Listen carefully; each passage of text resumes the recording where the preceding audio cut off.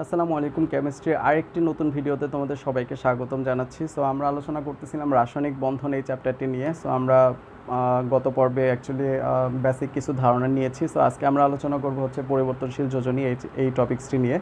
So যারা actually first আমার video এটাই দেখছো তারা সাবস্ক্রাইব করে ফেলো আর বেল আইকনটি ট্যাপ করতে পারো যাতে নতুন নতুন ভিডিও সবার প্রথমে তোমার কাছে চলে যায়।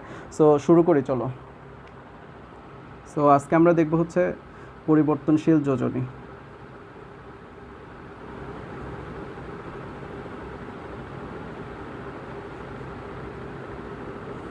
সো পরিবর্তনশীল যোজনী অ্যাকচুয়ালি কী জিনিস, যে আমরা গত ক্লাসে গত পর্বে অ্যাকচুয়ালি দেখে এসেছি যে তোমার একটি একটি মৌলের যে যোজনী হয়, যেমন ধরো অক্সিজেনের 2, তোমার হচ্ছে গিয়ে কী বলে সোডিয়ামের 1, তারপর ম্যাগনেসিয়ামের 2, অ্যালুমিনিয়ামের 3, এরকম যোজনী হয়। কিন্তু কিছু কিছু মৌল আছে যাদের একাধিক যোজনী হয়। সো একাধিক যোজনী হয় সেটাকে অ্যাকচুয়ালি পরিবর্তনশীল যোজনী বলে। মানে যোজনী অ্যাকচুয়ালি পরিবর্তিত হয়। মানে তোমার যেমন ধরো সালফারের 2, 4, 6, আমি এই জিনিসটা বলছিলাম। সো এটা অ্যাকচুয়ালি কীভাবে হয় সেটাই আজকে আমরা দেখব। সো চলো দেখা শুরু করি অ্যাকচুয়ালি। সো আমরা সবার প্রথমে যেই মৌলটা নিয়ে কাজ করব সেটা হচ্ছে কার্বন। সো কার্বন হচ্ছে আমরা জানি পারমাণবিক সংখ্যা হচ্ছে 6। সো আমরা যদি এসপিডিএফ পদ্ধতিতে তোমার ইলেকট্রন বিন্যাস করি তাহলে এরকম পাবো 1s2 2s2 2p2। ওকে, এটা হচ্ছে কার্বনের ইলেকট্রন বিন্যাস। সো আমরা জানি অ্যাকচুয়ালি এই পি অরবিটাল যেটা আছে, ঠিক আছে, এটা তিনটা ভাগে ভাগ হয়। একটা হচ্ছে পি এক্স, পি ওয়াই আর হচ্ছে পি জেড। ওকে, ওর আবার তিনটা উপস্তর অ্যাকচুয়ালি আছে পি এর। সো আমরা যদি এটাকে আরেকটু ভেঙে লিখি, কার্বনের যে ইলেকট্রন বিন্যাসটা আছে সেটাকে যদি আমরা একটু ভেঙে লিখি, সো 1s2 এটা লিখতে পারি, 2s2, আমরা 2px1 2py1 এটা লিখতে পারি। এখন এটা কিভাবে লিখতে পারি অ্যাকচুয়ালি? সো হুন্ড নামক একজন বিজ্ঞানী আছে, হুন্ড বলছে যে, কি বলছে দেখি আমরা একটু হুন্ডের নীতিটা একটু দেখে আসি। হুন্ডের নীতি। সো হুন্ড বলছে যে কোনো একটা অরবিটালে যদি ইলেকট্রন থাকে, মানে কোনো একটা অরবিটাল, যেমন এখানে পি অরবিটালে 2টা ইলেকট্রন আছে, পি এর 3টাই স্তর থাকে। সো আমরা 3টাই স্তর যদি এভাবে কল্পনা করি, 3টে স্তর যদি এভাবে কল্পনা করি, সো 3টা ঘর, প্রতিটা স্তরে 2টা করে ইলেকট্রন থাকবে। আর আর তোমার হচ্ছে গিয়ে পিতে আমরা জানি টোটাল 6টা ইলেকট্রন থাকে। সো 2টা করে 3 দুগুণে 6টা ইলেকট্রন থাকবে। সো হুন্ড বলছে যে এই যে 2টা ইলেকট্রন আছে, আমি তো চাইলে যে একটা স্তরে যেহেতু 2টা ইলেকট্রন থাকে, তাহলে আমি চাইলে প্রথম স্তরে 2টা দিতে পারি, দ্বিতীয় স্তরে 2টা দিতে পারি, অথবা তৃতীয় স্তরে 2টা দিতে পারি। কিন্তু হুন্ড বলছে যে এভাবে দেওয়া যাবে না, অ্যাকচুয়ালি দিতে হবে কিভাবে, যে যতগুলো ইলেকট্রন থাকবে সেটা বিজোড় আকারে প্রথমে দিতে হবে। যেমন পিতে 2টা ইলেকট্রন আছে, সো আমি একটা ইলেকট্রন এখানে দিতে পারি, আরেকটা ইলেকট্রন এখানে দিতে পারি। যদি 3টে ইলেকট্রন থাকতো তাহলে আরেকটা এখানে দিতাম, 4টা ইলেকট্রন থাকলে আবার এটা পূর্ণ করতাম, তারপর 5টা এভাবে আর কি। সো আশা করি বুঝতে পারছো যে 2px1 আর 2py1 কীভাবে লিখছি। পি এক্সে একটা ইলেকট্রন থাকবে আর পি ওয়াইতে একটা ইলেকট্রন থাকবে, এই। ওকে, এখন আসো তোমার, তাহলে দেখো এখানে বিজোড় ইলেকট্রন কয়টা আছে সর্বশেষ স্তর? এটা হচ্ছে সর্বশেষ স্তর, কারণ এই যে 2 আছে, সো এটাই সর্বশেষ স্তর। সর্বশেষ স্তরে এই বিজোড় ইলেকট্রন আছে 2টা। সো কার্বনের যোজনী কত হবে তাহলে? 2। ওকে, এটা একটা কার্বনের যোজনী। সো এখন পরিবর্তনশীল যোজনী আমরা পড়তেছি। সো পরিবর্তনশীল যোজনী অ্যাকচুয়ালি কখন আসবে? যখন এই বিজোড় ইলেকট্রনটাই তো তার যোজনী আমরা পড়ে আসছি অলরেডি। সো এখন বিজোড় ইলেকট্রন আরও সৃষ্টি যদি আমরা করতে পারি তাহলেই তো সেটার যোজনী আরও পাওয়া পসিবল। সো কীভাবে করতে পারি? মনে রাখবে যে শুধু সর্বশেষ স্তর নিয়ে কাজ করা যায়। পরিবর্তনশীল যোজনীর যে কাজগুলো এগুলো শুধু সর্বশেষ স্তরে হয়। সো কীভাবে হয় অ্যাকচুয়ালি?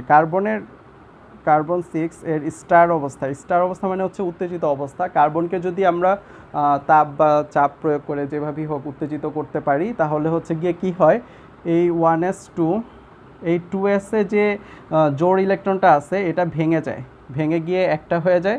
আর 2px1 2py1 এগুলোতে আগে থেকে একটা ইলেকট্রন ছিল। আর 2pz যে স্তরটা আছে এখানে তো কোনো ইলেকট্রন এখন নাই। সো এখান থেকে যে একটা ইলেকট্রন ভেঙে গেছে সেই ইলেকট্রনটা এখানে যদি চলে আসে তাহলে দেখো তোমার কি হইলো, 4টা বিজোড় ইলেকট্রন ক্রিয়েট হইলো। সো যোজনী এখন কত হবে? 4।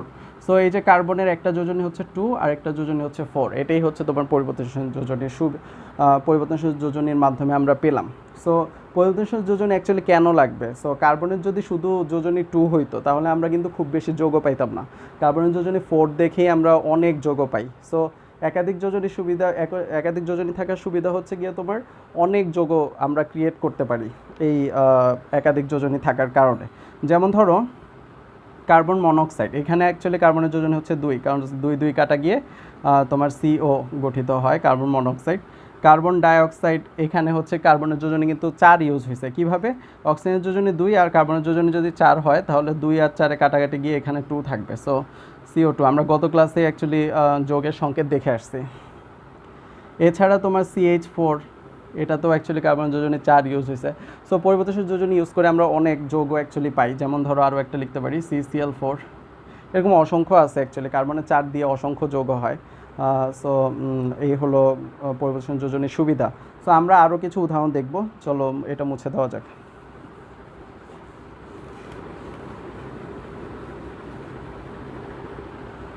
ওকে, এখন আসো আমরা আরেকটা উদাহরণ দেখি সিমিলার টাইপের, সেটা হচ্ছে সিলিকন। সিলিকন হচ্ছে 14।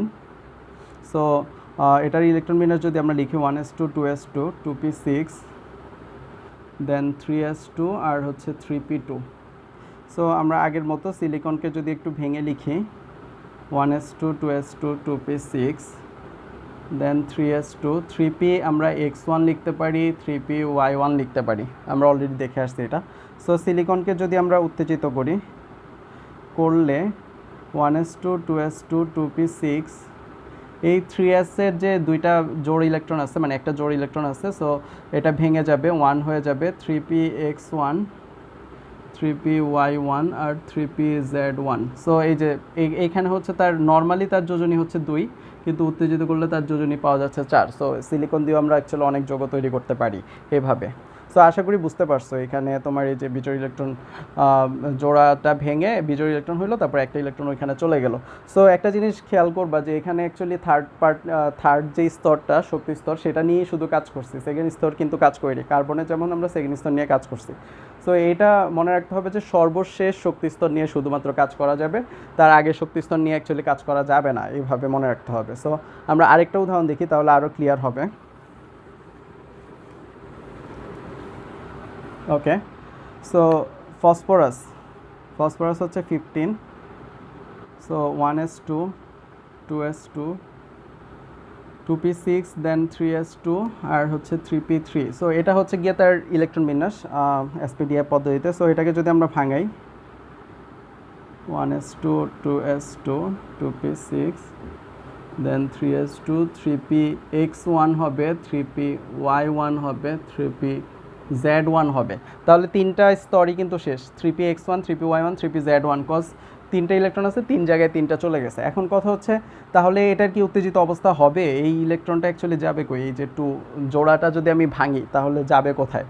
সো px আপাত দৃষ্টি মনে হচ্ছে যে px তো শেষ, তাহলে p তো শেষ আসলে স্তর, তাহলে যাবে কোথায়? কিন্তু 3 এর তো ডিও হয়, সো 3d-তে তো যাইতে পারে, 3dও তো পুরাটা খালি। এখানে কিন্তু 3d যে অরবিটালটা আছে সেটাও কিন্তু আছে, কিন্তু সেখানে কোনো ইলেকট্রন নাই, শূন্য। সো এইখানে আমরা অ্যাকচুয়ালি নিব, দেখো।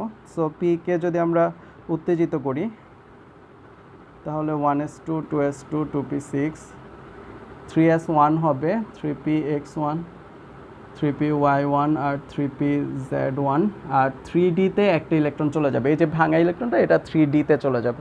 সো এই যে নর্মালি ফসফরাসের যোজনী হয় 3 আর উত্তেজিত করলে যোজনী হবে 5। সো আমরা একটু উদাহরণ দেখি, যেমন ধরো PCl3, এটা হচ্ছে ফসফরাসের যোজনী 3 ইউজ হয়েছে। সো পরিবর্তনশীল যোজনী যদি আমরা ইউজ করি তাহলে PCl5 এরকম পাচ্ছি। সো আশা করি বুঝতে পারছো যে পরিবর্তনশীল যোজনী কেন ইম্পর্টেন্ট। সো আমরা আরও একটা উদাহরণ দেখব, সো তোমাদের যাতে আরও ক্লিয়ার হয়।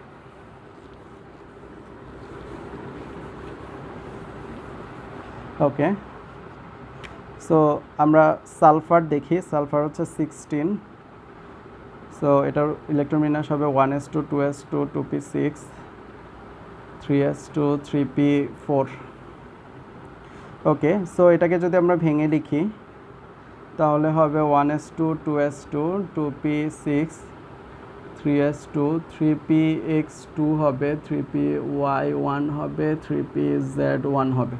এখানে দেখো 4টে ইলেকট্রন আছে। সো প্রথমে একটা করে দিয়ে তারপর 4 নাম্বারটা অবশ্যই আবার প্রথম স্তর থেকে পূরণ করতে হবে। সো 3px2, আশা করি বুঝতে পারছো। সো সর্বশেষ স্তরে কয়টা জোড়া আছে? সো একটা জোড়া, এখানে একটা জোড়া, দুইটা জোড়া আছে সর্বশেষ স্তরে। সো আমরা জানি যে ডি অরবিটাল যে আছে, ডি অরবিটালের অ্যাকচুয়ালি 5টা তোমার উপস্তর থাকে। সো সেগুলা কি একটু জেনে নিতে পারো। D X Y, D Y Z, D Z X, D X square minus Y square আর ডি জেড স্কোয়ার, এই 5টা উপস্তর থাকে। সো আমরা এই যে দুইটা জোড়াকে ভেঙে দুইটা ডিতে দিয়ে দিতে পারি। সো আচ্ছা, তাহলে একটু দেখি।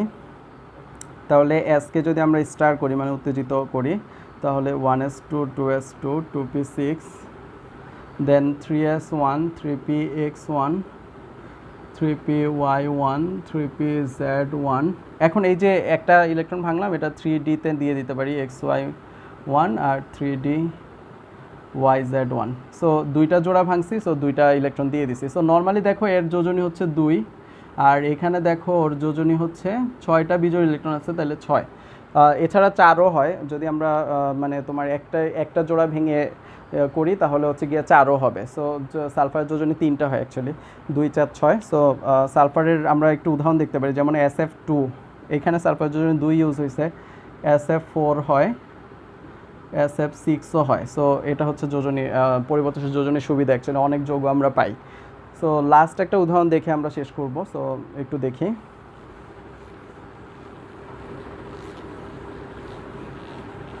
ওকে, সো নাইট্রোজেন হচ্ছে 7। সো এর ইলেকট্রন বিন্যাস হবে 1s2 2s2 2p3। So nitrogen এটাকে যদি আমরা ভেঙে লিখি তাহলে 1s2 2s2 2px1 2py1 আর 2pz1, এটা হয়। ওকে, এখন কথা হচ্ছে তাহলে ওই যে ফসফরাসেরটা আমরা যেটা দেখেছিলাম, সেখানে আমরা এসকে ভেঙে ডিতে নিয়ে গিয়েছিলাম। সো এখন 2s এর যে এই জোড়াটা আছে, এটাকে যদি ভেঙে আমরা যদি ডিতে নিয়ে যাই, কিন্তু একটা জিনিস খেয়াল করতে হবে যে 2d কি হয় এসপিডিএফে। আমরা যদি একটু ব্যাক করি যে 1s 2s 2p, দেন 3s 3p 3d, এরকম ছিল এসপিডিএফ যে পদ্ধতিটা। সো আমরা এই যে 2p পাই, কিন্তু 2d কি হয়? 2d তো হয় না। সো 2d যদি না থাকে তাহলে আমরা এই জোড়াটাকে ভেঙে কি সেখানে নিতে পারবো না। সো এই জন্য নাইট্রোজেনের কোনো উত্তেজিত অবস্থা অ্যাকচুয়ালি নাই, মানে নাইট্রোজেনের কোনো পরিবর্তনশীল যোজনীয় নাই। নাইট্রোজেনের একটাই যোজনী, সেটা হচ্ছে কত? 3। সো এটা একটু খেয়াল রাখতে হবে। সো পরিবর্তনশীল যোজনী আই হোপ বুঝতে পারছো। সো আজকে ভিডিও এই পর্যন্তই থাকবে। নেক্সট দিন আমরা ইনশাল্লাহ রাসায়নিক বন্ধন শুরু করব। সেই